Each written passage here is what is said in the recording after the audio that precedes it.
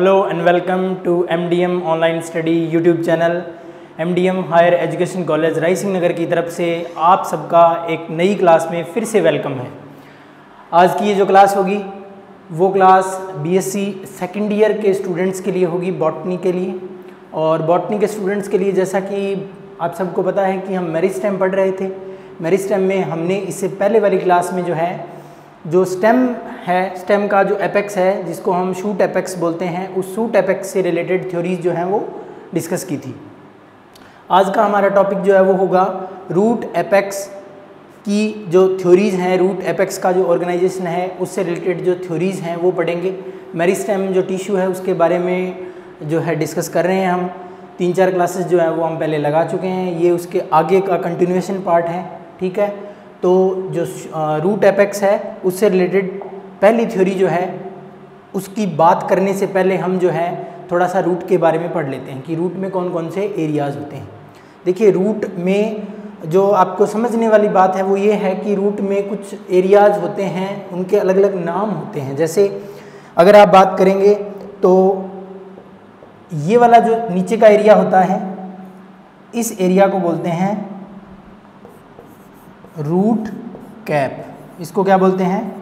Root cap. ये root cap जो है ये क्या करता है, ये जो रूट है उसको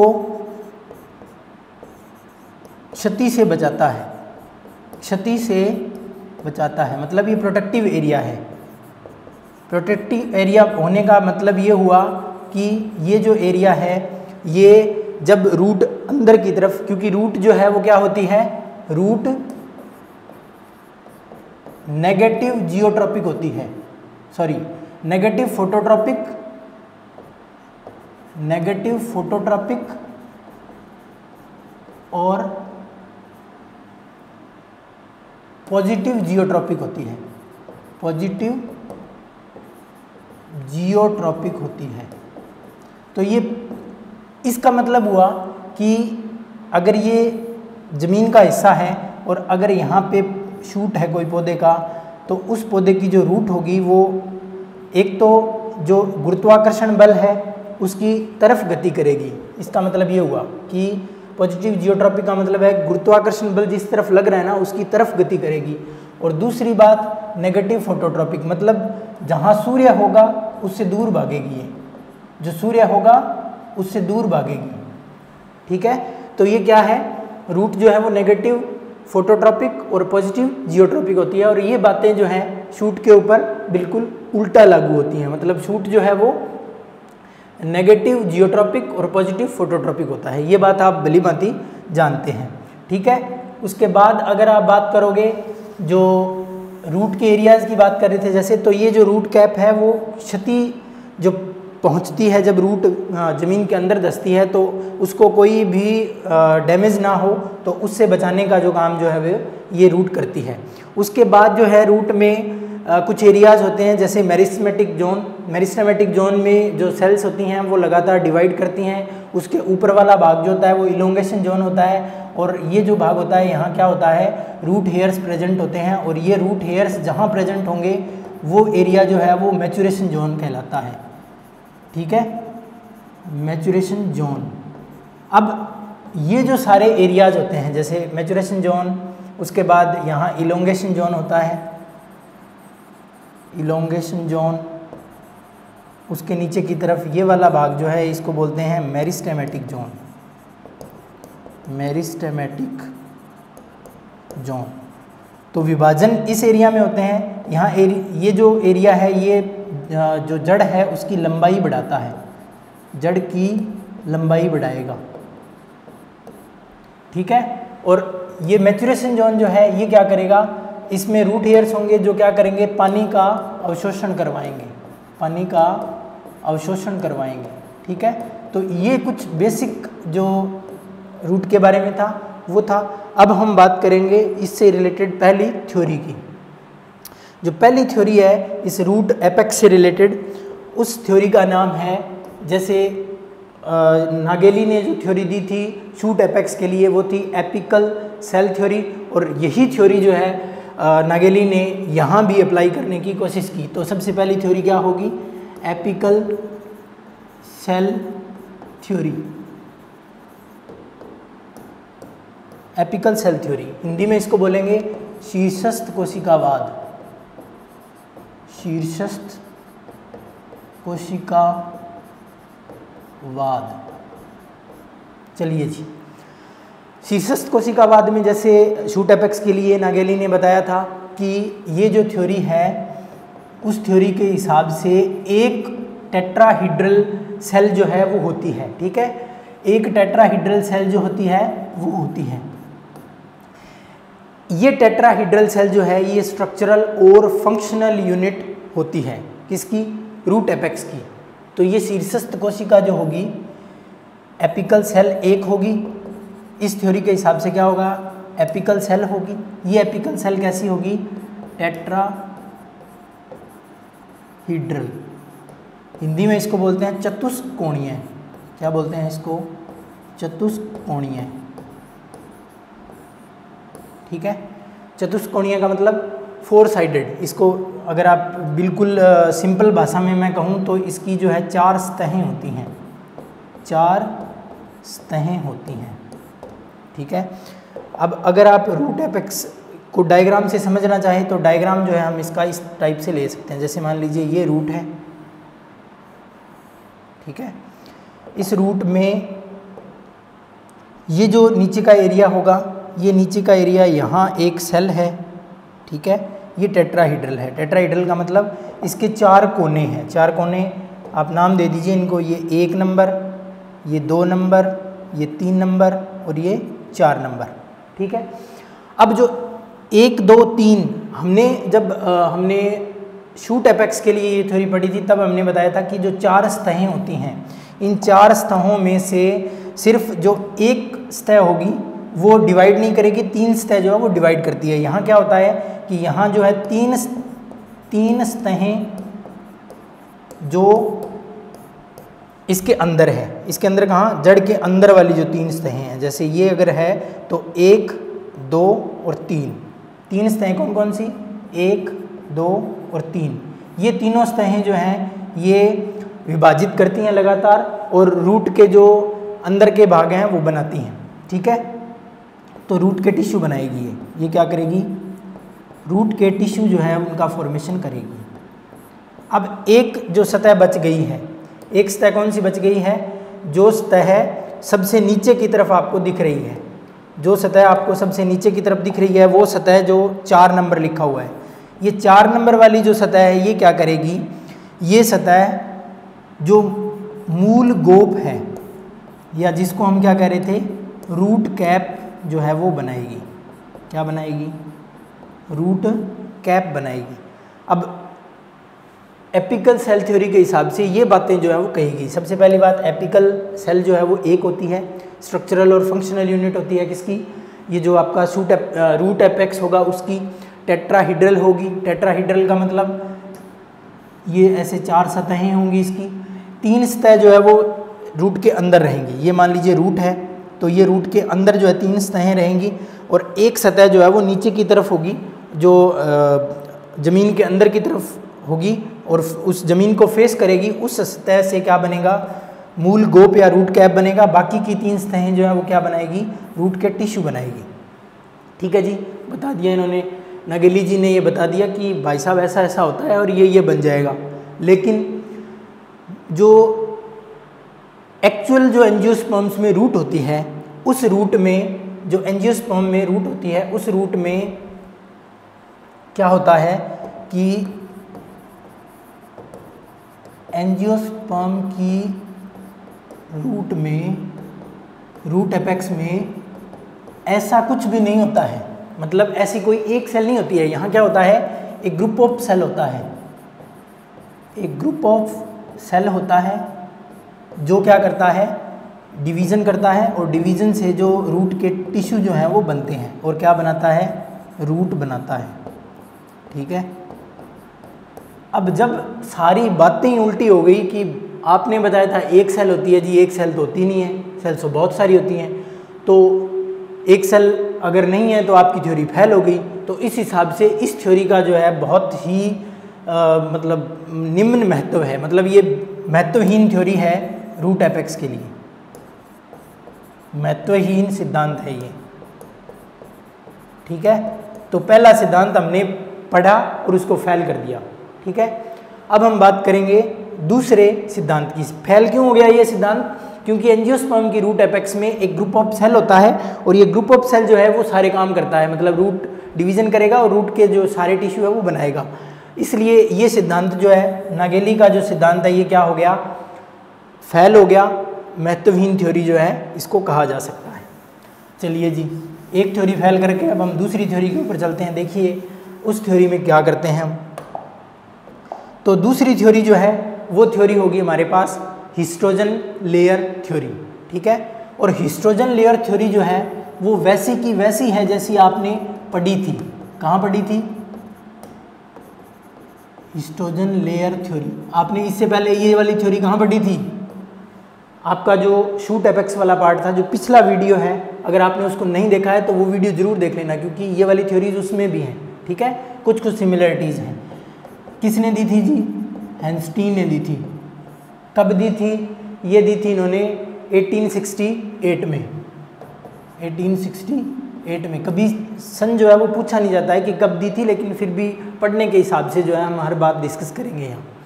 इन्होंने क्या बताया कि हैंस्टीन साहब ने ये बताया कि जो रूट एपेक्स होता है उसमें 3 लेयर होती हैं। क्या होती हैं? 3 लेयर प्रेजेंट होती हैं। अब ये 3 लेयर वही हैं जो आपने वहाँ पढ़ी थी। इनको A, B और C नाम दे देते हैं हम, ठीक है। और इन A, B, C जो लेयर्स हैं उनके नाम क्या होंगे? वही, पहला डर्मेटोजन, दूसरा पेरिब्लम और तीसरा प्लीरोम, ठीक है। डर्मेटोजन को हिंदी में बोलते हैं त्वचाजन,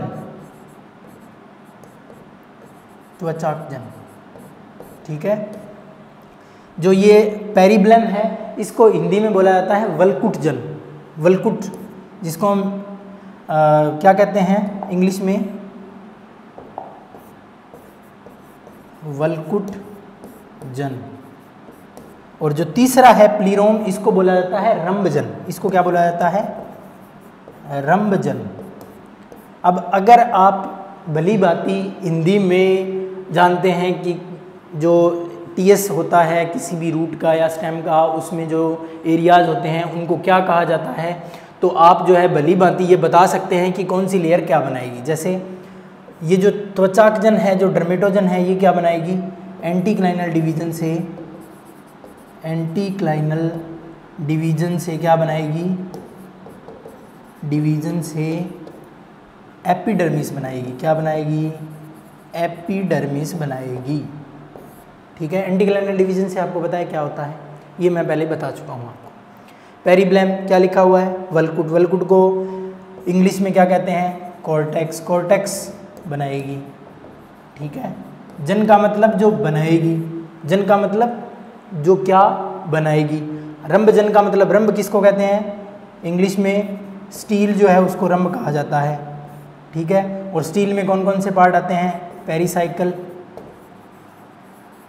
वस्कुलर बंडल और आपका जो पित्त है, वो 3 पार्ट जो है इसमें आते हैं। तो ये 3 एरियाज जो हैं वो क्या, कौन बनाएगा? रंबजन। तो ये 3 एरियाज जो हैं वो किसके द्वारा बनेंगे? ये वाली जो लेयर होगी तीसरी, इसके द्वारा बनेंगे। चलो जी, बता दिया इन्होंने। मतलब जो इन्होंने बताया उसके हिसाब से 3 लेयर होती हैं, डर्मेटोजन, पेरिब्लम और प्लीरोम। त्वचाजन, वल्कुटजन और रंबजन।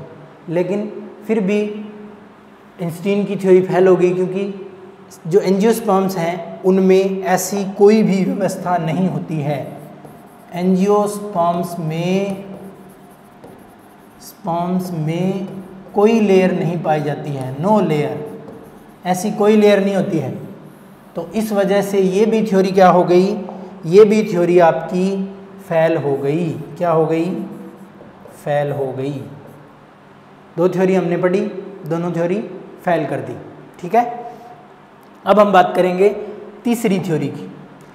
तीसरी थ्योरी जो है वो थ्योरी जो है वो सबसे इम्पोर्टेंट थ्योरी होती है इस आपकी जो रूट एपेक्स है उससे रिलेटेड। क्यों होती है? क्योंकि ये सर्वमान्य थ्योरी है जो हम पढ़ेंगे।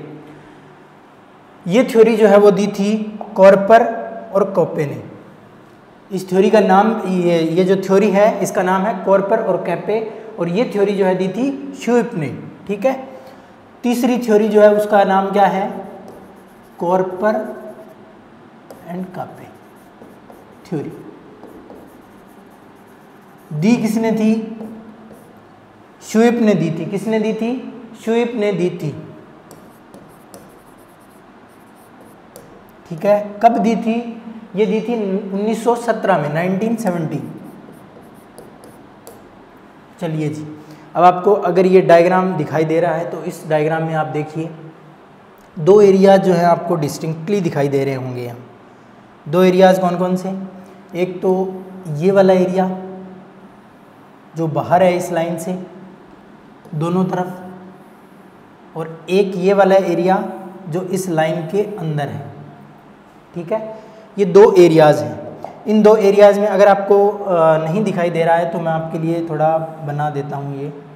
ये देखिए यहाँ जो सेल्स बनी हुई हैं ये कुछ ऐसी हैं। शायद ये रेड कलर में है तो आपको न दिखाई दे। सेल्स जो बनी हुई हैं वो ऐसी हैं। अब आप अगर ध्यान से देखोगे तो ये जो डायग्राम है इस डायग्राम में टी बने हुए हैं। कुछ टी उल्टे हैं और कुछ टी जो हैं वो सीधे हैं। अगर आप इसको ध्यान से देखोगे तो दो टाइप के टी बने हुए हैं। ये देखिए ये टी बन रहा है, ये टी बन गया ना, और ये भी देखिए ये टी बन गया, ये भी देखिए ये टी बन गया, ये टी बन गया, ये टी बन गया। तो ये टी जो है ये सीधे बने हुए हैं और ये वाला जो एरिया है इसमें टी जो है वो उल्टे बने हुए हैं। अब ये जो जैसे आपने पढ़ा था tunica corpus theory, tunica corpus theory जो आपने शूट एपेक्स में डिस्कस की थी, उस थ्योरी के कुछ समान थ्योरी है ये। इन्होंने क्या बताया कि दो लेयर्स बताई, मतलब दो एरियाज़ बताए इन्होंने, लेयर्स नहीं बताई, दो एरियाज़ बताए। और उन दोनों एरियाज़ में क्या होता है कि जो टी हैं वो उल्टे और सीधे बनते हैं सेल्स में डिवीजन से। ठीक है। तो ये वाला जो एरिया है यहाँ क्या है? सीधे टी बने हुए हैं, सीधे टी बने हुए हैं, सीधे टी। और ये वाला जो एरिया है यहाँ क्या है? उल्टे टी बने हुए हैं, उल्टे टी, या इनको हम ऐसे भी व्यक्त कर सकते हैं। ये वाली शेप जो है वो बनी हुई है। अब जिस एरिया में सीधे टी बन रहे हैं डिवीजन से, वो एरिया जो है उसको हम बोलते हैं कापे। उसको क्या बोलते हैं हम? कापे। और जिस एरिया में उल्टे टी बन रहे हैं उसको हम क्या बोलते हैं? कॉर्पर। कुछ बुक्स में आपको ओ के ऊपर ऐसे दो डॉट भी दिखाई देंगे, मतलब उनका एक ही है। ठीक है। एक कॉर्पर और एक कापे। तो जहाँ विभाजन से सीधे टी वाली सेल्स बनती हैं वो एरिया जो है उसको हम क्या कहते हैं? कापे।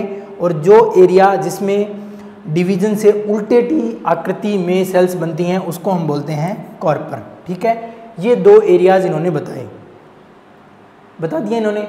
अब ऐसा जो है एग्जाम्पल अगर आप इसका लेंगे तो पोएसी फैमिली के जो मेंबर हैं, पोएसी फैमिली के जो मेंबर हैं जिसको आप ग्रेमिनी भी बोलते हैं, ठीक है, और घास कुल भी बोला जाता है इसको, घास कुल, इस जो फैमिली के मेंबर हैं इनमें एग्जैक्ट ऐसी जो स्थिति है वो देखने को मिलती है। यहाँ क्या होता है? उल्टे और सीधे टी में विभाजन जो है वो होते हैं। तो ये वाली थ्योरी जो है इसमें क्या बताया? इसमें डिवीज़न ऑफ प्लेन बताया गया। इसमें क्या बताया गया? डिवीज़न ऑफ प्लेन बताया गया। ये आप स्क्रीनशॉट ले लीजिए इसका, फिर मैं इसी को साफ करके बना देता हूँ। ठीक है। इसी एरिया में यहीं बना लेंगे हम।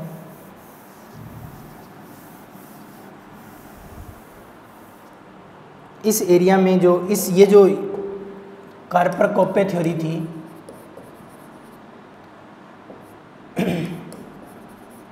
इस कॉर्पर-कोप्पे थ्योरी में क्या कहा गया? इसमें एक तो ये बताया गया कि जो पूरा का पूरा रूट एपेक्स है उस रूट एपेक्स में दो एरियाज होते हैं। रूट एपेक्स में क्या होता है? 2 एरियाज होते हैं।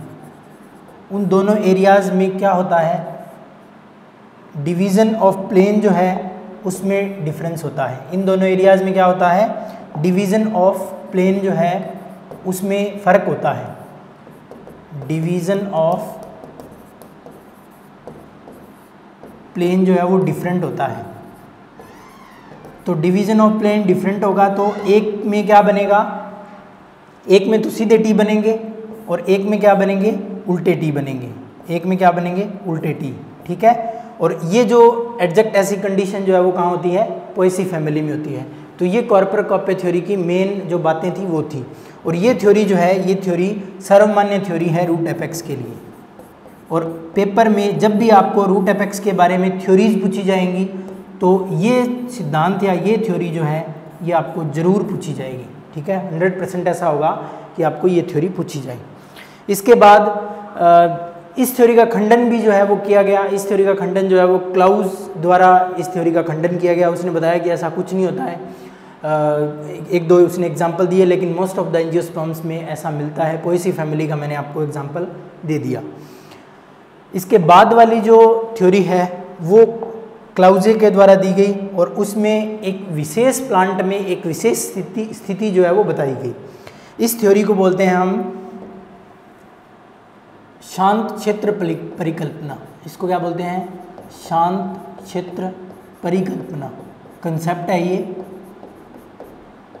Quiescent centre concept. Quiescent centre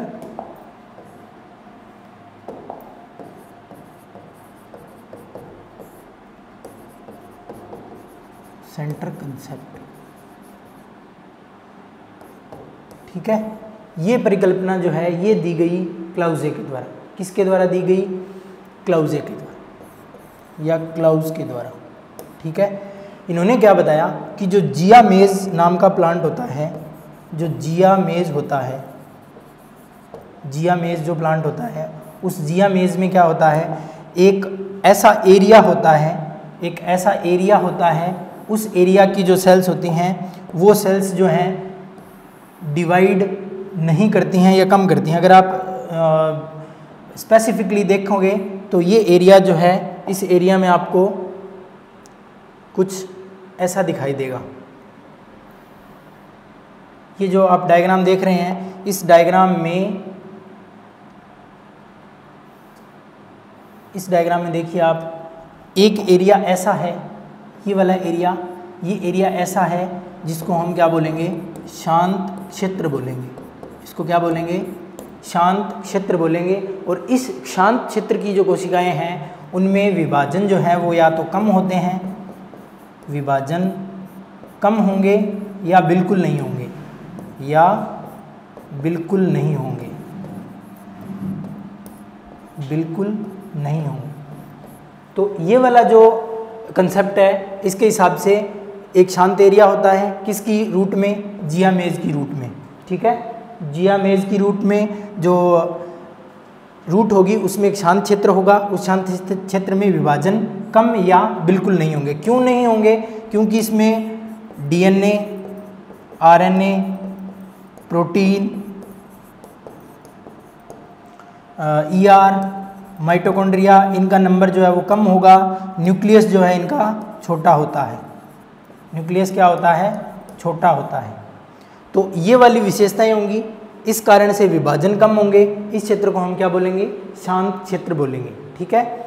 ऐसी बात जो है और किसी ने नहीं बताई थी, ऐसी बात और किसी भी साइंटिस्ट ने नहीं बताई थी कि ऐसा कोई क्षेत्र भी होता है। उन्होंने लेयर बताई या एरियाज बताएं या उन्होंने एक सेल जो है वो बताई थी, ठीक है। तो ये थी आपके लिए जो विभिन्न परिकल्पनाएं जो रूट एपेक्स से रिलेटेड थी। अगर आप फिर से देखना चाहें तो पहला जो रूट एपेक्स से रिलेटेड थ्योरी थी वो थी एपिकल सेल थ्योरी। एक सेल बताई इन्होंने, लेकिन ऐसी कोई एक सेल जो है वो नहीं होती है। दूसरी थ्योरी थी स्ट्रोजन लेयर थ्योरी, एंस्टीन ने दी थी। 3 लेयर बताई थी, लेकिन एंजियोस्पर्म्स में कोई ऐसी लेयर जो है वो नहीं होती है। तीसरी थ्योरी जो थी वो कॉर्पर-कॉप्पे थ्योरी थी।